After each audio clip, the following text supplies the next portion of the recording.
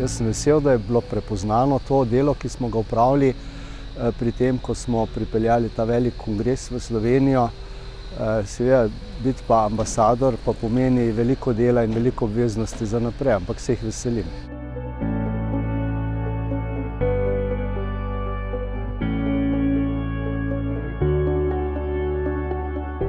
Za nas je izjemnega pomena, da smo Evropsko konferenco o javnem zdravju pripeljali v Slovenijo.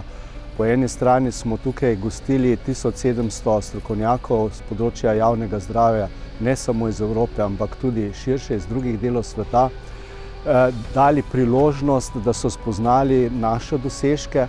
Po drugi strani je pa seveda tudi to, da so naši sodelavci, strokovnjaki imeli možnost, da se za relativno majhne stroške udeležijo te tako pomembne prireditve.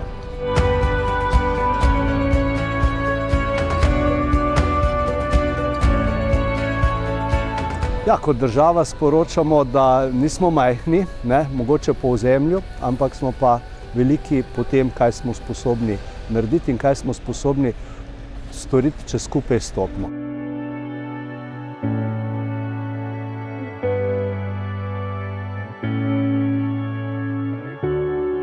Jaz trdno upam, mi imamo pač močno zdravniško organizacijo, kjer se kar veliko dogaja, to je zelo znano, zelo hitro na tem področju napreduje in področja so številna, tako da trdno upam in računam, da bomo uspeli kakšno dobro stvar pripeljati v Slovenijo.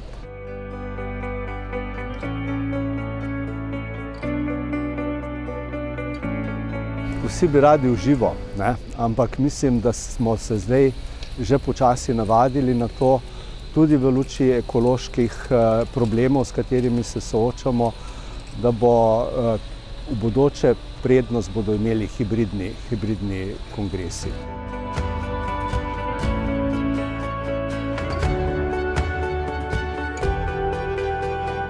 Ta neposreden stik z strokovnjaki iz drugih področji, čeprav poznamo velikokrat dela kolegov in tako naprej, kaj počnejo, ampak potem, ko ga v živo vidiš, ko se pogovoriš, ko imaš priložnost tudi kakšno privatno stvar izmenjati, to je ta čar. In čisto drugače se potem v prihodnosti pogovarjaš s temi strokovnjaki, ki si jih osebno spoznal, kot pa recimo, če si ga videl samo na neki video predstavitvi.